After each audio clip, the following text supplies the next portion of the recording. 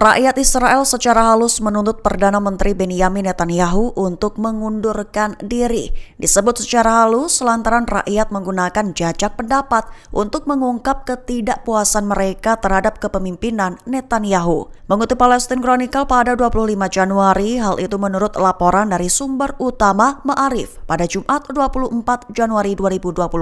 Lebih tepatnya, Ma'arif menuliskan bahwa Partai Likud, partai yang dipimpin Netanyahu, disebut akan kehilangan dukungan jika pemilihan Knesset diadakan. Lantaran survei memproyeksikan bahwa perwakilan Likud akan turun 2 kursi.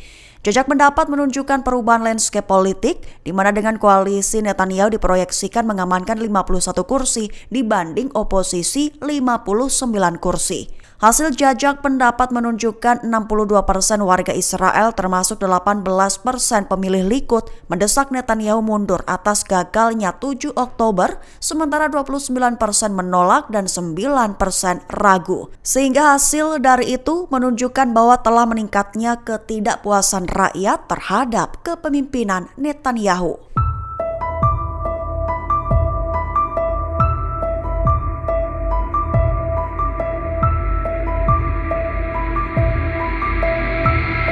Tentara bayaran Amerika Serikat dikabarkan akan mulai masuk ke medan perang Gaza. Hadirnya tentara bayaran Amerika Serikat itu disebut memiliki tugas untuk mengoperasikan pos pemeriksaan besar di jalur Gaza. Mengutip Tribun News pada 25 Januari, kabar itu menurut laporan sumber utama Axios pada 24 Januari 2025. Diketahui tentara Amerika Serikat yang akan ke Gaza adalah personil Private Military Company atau PMC, perusahaan keamanan swasta. Seorang personil PMC dapat dikategorikan sebagai tentara bayaran lantaran hanya berfokus pada keuntungan material, serta kontrak PMC dengan personilnya mungkin menghasilkan keuntungan yang lebih besar dari angkatan bersenjata negara. Tentara bayaran Amerika itu diketahui memiliki tugas untuk mengoperasikan pos pemeriksaan besar di jalur Gaza dengan penjaga bersenjata dikerahkan dalam beberapa hari mendatang. Lebih tepatnya, peran dari PMC adalah untuk memeriksa kendaraan Palestina yang bergerak dari Gaza Selatan ke Gaza Utara dan memastikan tidak ada rudal atau senjata berat lainnya yang diangkut.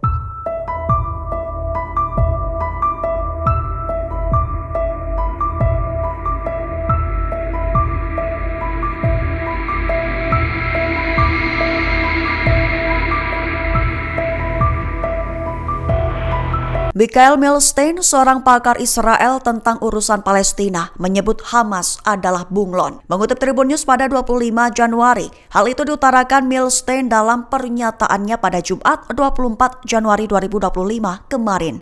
Hamas disebutnya telah kembali ke akar pemberontaknya, di mana mulai lagi menggunakan taktik kreatif seperti memanen persenjataan Israel yang belum meledak untuk dijadikan bom rakitan, serta menyebut bahwa Hamas adalah bunglon.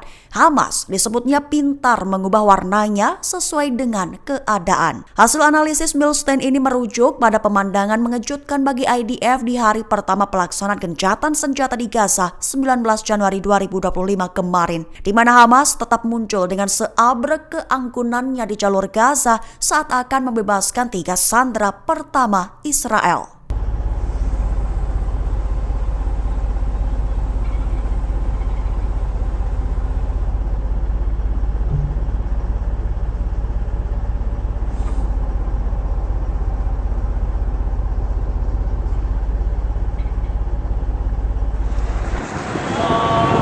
Rekrutan puluhan ribu pejuang baru Hamas disebut oleh Badan Intelijen Amerika Serikat sebagai tantangan besar bagi IDF.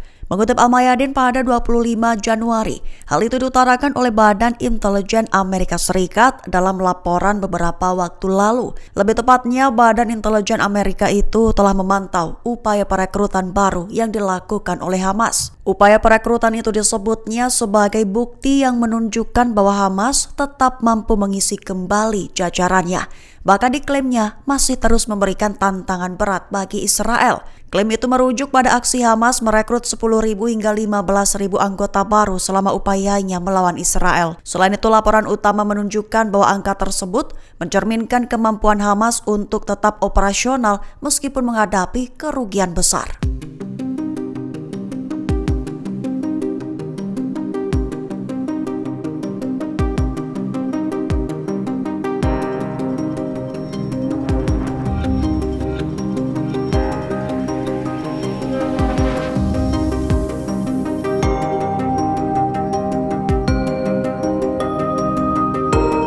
Amerika Serikat mengeluarkan perintah hentikan hampir total bantuan asing alias bantuan luar negeri Amerika Serikat. Namun ada memo khusus di mana akan ada pengecualian hanya untuk 2 negara saja. Mengutip Al Mayadin pada 25 Januari, pengumuman itu diungkap oleh Menteri Luar Negeri Amerika Serikat Marco Rubio dalam memo internal Departemen Luar Negeri pada 24 Januari 2025. Lebih tepatnya, Marco Rubio telah memerintahkan penghentian hampir total bantuan luar negeri Amerika Serikat, namun dengan pengecualian eksplisit untuk pendanaan militer ke Israel dan Mesir. Dalam memo, pihaknya menyatakan bahwa tidak akan ada dana baru yang diwajibkan untuk tahap-tahap selanjutnya. Dilaporkan bahwa arahan itu tampaknya mencakup semua bentuk bantuan, mulai dari bantuan pembangunan hingga dukungan militer. Rubio dikabarkan telah menyetujui keringanan untuk bantuan pangan darurat dan pembiayaan militer asing untuk Israel dan Mesir, serta biaya administratif yang diperlukan untuk mengelola pendanaan tersebut. Adapun sebagai informasi, Israel hingga saat ini menerima sekira 3,3 miliar dolar per tahun dalam bentuk pendanaan militer asing, sementara Mesir menerima 1,3 miliar dolar.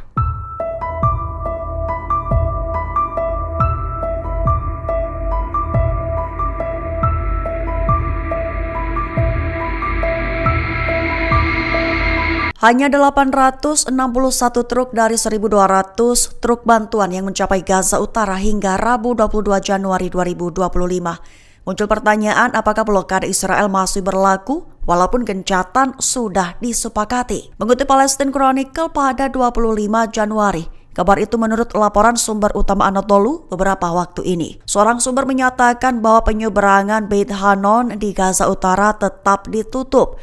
Diketahui penutupan itu diberlakukan dengan dalih jalan rusak akibat pemboman Israel sehingga memerlukan intervensi untuk membuka kembali jalan. Namun sumber itu menekankan bahwa situasi kemanusiaan di Gaza Utara bersifat segera dan menyeluruh, termasuk bahan bakar dan pasokan dasar untuk membantu mereka yang terkena dampak serangan militer Israel. Sumber itu juga menekankan pentingnya mempercepat pengiriman truk yang tersisa untuk memenuhi kebutuhan mendesak masyarakat. Perlu diketahui tahap 6 minggu pertama gencatan senjata Gaza dimulai pada Minggu 19 Januari 2025. Perjanjian Hamas Israel itu dilaporkan juga mencakup pengiriman 300 truk bantuan harian, tetapi menyoroti bahwa hambatan Israel telah mencegah penerapan penuh klausul tersebut yang mengakibatkan kekurangan truk.